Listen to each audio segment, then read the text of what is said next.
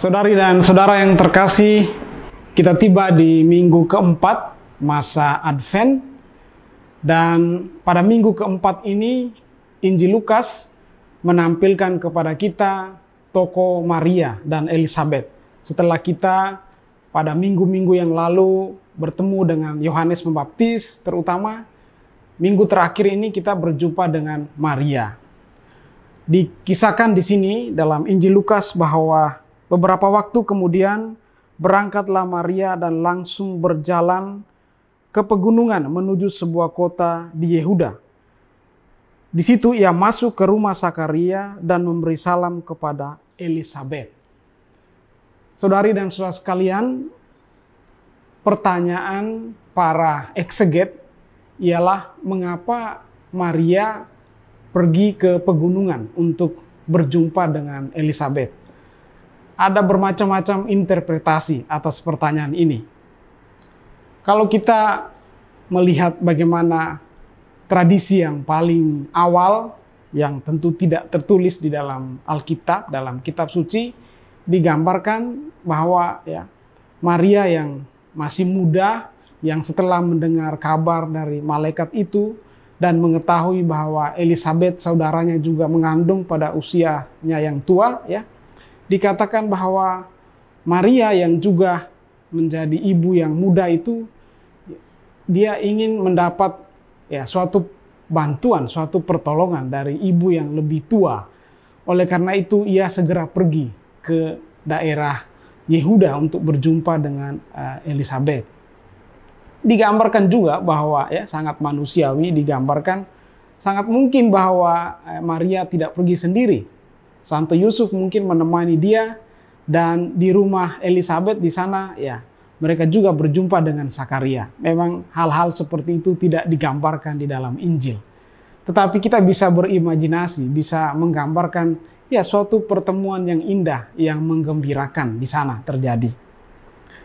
Kita juga bisa belajar dari model interpretasi, misalnya yang digambarkan oleh bapak-bapak gereja. Origenes misalnya secara menarik mengatakan kalau digambarkan bahwa Maria pergi ke pegunungan, itu seperti suatu pendakian spiritual. Dia menggambarkan demikian. Jadi Maria yang percaya pada sabda Tuhan, yang ingin mau melihat bagaimana Tuhan memberikan tanda-tanda itu kepada saudaranya Elizabeth, dia menjalani suatu pendakian spiritual untuk bertemu, untuk merasakan, melihat bagaimana Tuhan sendiri memenuhi janjinya. Atau seorang Ambrosius dari Milan juga menggambarkan demikian, bahwa Maria pergi lebih pada inisiatif dia, jadi bukan Elizabeth di sini digambarkan, tetapi Maria yang segera pergi untuk juga melihat apa yang dijanjikan oleh Tuhan sendiri. Saudari dan saudara sekalian, dalam Injil ini kita terlepas dari bermacam-macam interpretasi tentang pertanyaan kenapa Maria pergi menjumpai Elizabeth, kita bisa menggarisbawahi beberapa poin yang bagi saya memberi pesan yang penting, yang esensial dari Injil ini. Yang pertama, kita melihat di sini Lukas menggambarkan bahwa Maria yang mengandung dari Roh Kudus sebagai seorang ibu yang muda pergi untuk berjumpa dengan Elizabeth yang mengandung pada usia tuanya.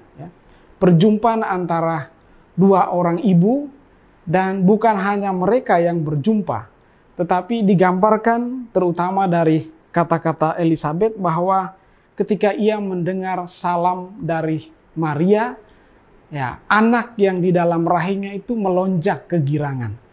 Jadi ini perjumpaan dua wanita yang sedang mengandung, tetapi sekaligus suatu antisipasi perjumpaan antara kedua bayi itu yang pada saatnya Yesus akan datang untuk dibaptis oleh Yohanes Pembaptis. Jadi suatu gambaran tentang kepenuhan dari perjanjian lama di dalam perjanjian baru. Sejarah keselamatan itu bukan sesuatu yang berhenti tiba-tiba, tetapi suatu kontinuitas. Jadi digambarkan di sini tentang disimbolkan dengan Elizabeth yang mengandung pada usia tuanya, dan Maria yang masih muda, dan kemudian ya Maria yang mengandung ya putra Allah, firman yang menjadi daging, dan yang menjadi kepenuhan dari nubuat-nubuat perjanjian lama yang terpenuhi, yang disuarakan dari suara kenabian seorang Yohanes Pembaptis yang minggu-minggu kemarin kita sudah renungkan. Jadi suatu perjumpaan yang mengantisipasi perjumpaan antara Mesias dan orang yang mempersiapkan jalan bagi Mesias. Jadi Yesus Kristus sendiri dan Yohanes Pembaptis sebagai orang yang mempersiapkannya. Poin yang kedua yang bisa kita renungkan dari Injil ini ya, Elizabeth menyebut Maria sebagai ibu Tuhan ya. Jadi siapakah aku ini sehingga ibu Tuhanku datang ya kepadaku ya.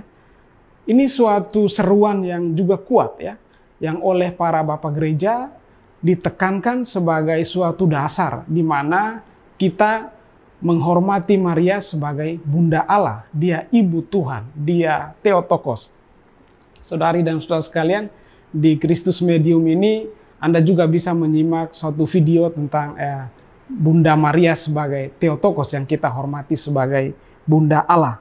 Nah, di sini mau ditunjukkan oleh penginjil Lukas bahwa ketika Maria itu disebut sebagai Bunda Allah ya, lalu kemudian Maria sendiri ya memuliakan Tuhan. Jiwaku memuliakan Tuhan, hatiku bergembira karena Allah juru selamatku.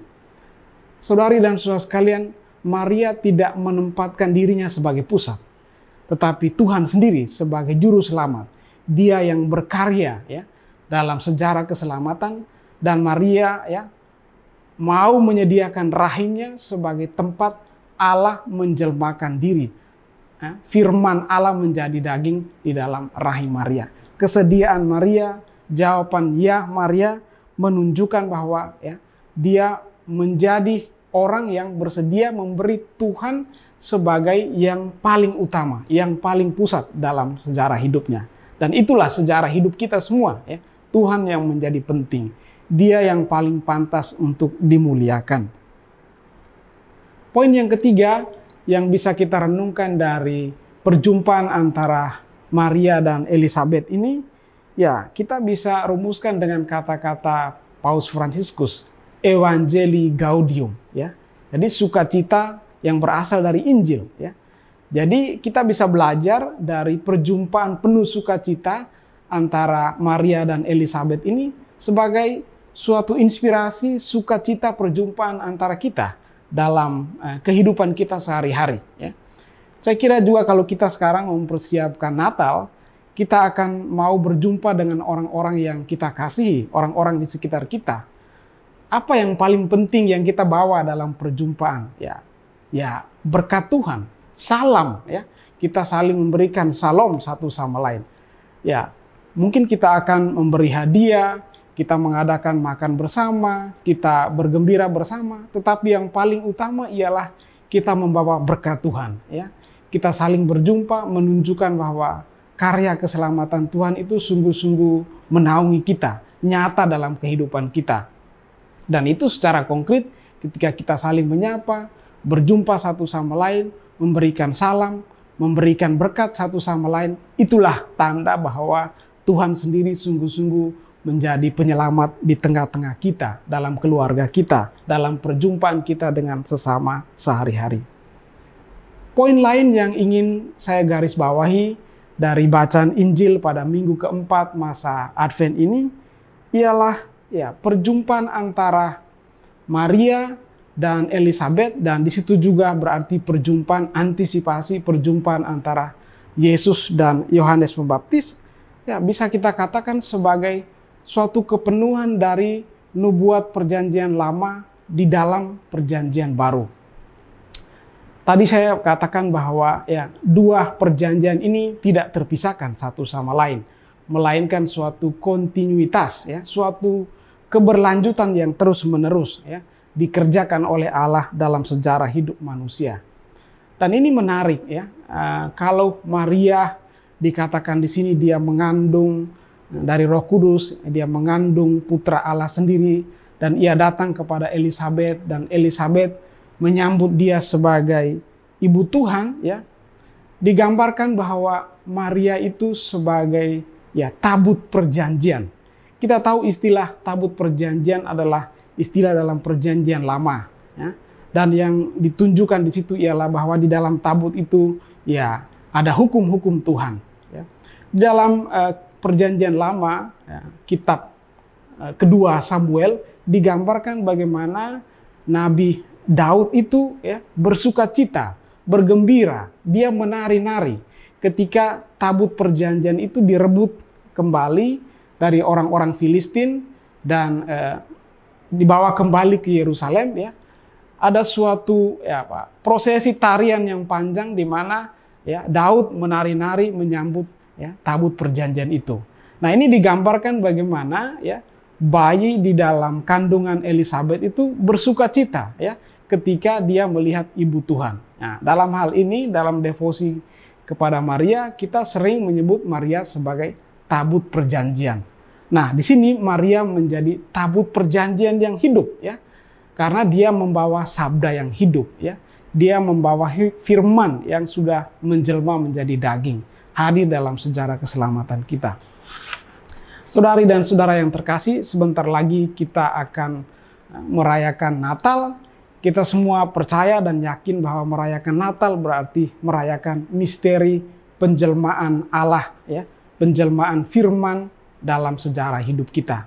Begitulah Tuhan menunjukkan sejarahnya ya, kepada kita. Begitulah Tuhan hadir secara nyata, secara konkret. Dan itu sudah diantisipasi dalam jawaban ya Maria, dia mengandung firman Tuhan itu, dan dalam perjumpaannya dengan Elizabeth, di mana terjadilah suatu kepenuhan antara perjanjian lama dan perjanjian baru. Betapa indah kita merenungkan bahwa Tuhan kita ialah Tuhan penyelamat yang menjelma secara konkret dalam sejarah hidup kita, dan karena itu maka sejarah hidup kita adalah sejarah keselamatan juga ya, seperti yang sudah nyata di dalam pengalaman Maria. Saudari dan saudara sekalian, selamat mempersiapkan Natal. Semoga Anda dapat menyambut kelahiran Tuhan dengan penuh sukacita, dengan penuh harapan, di mana Anda berjumpa dengan sesama keluarga, saudari dan saudara, dan saling memberikan salam, berkat, rahmat Tuhan satu sama lain. Tuhan memberkati kita semua. Shalom, Pace Ebene.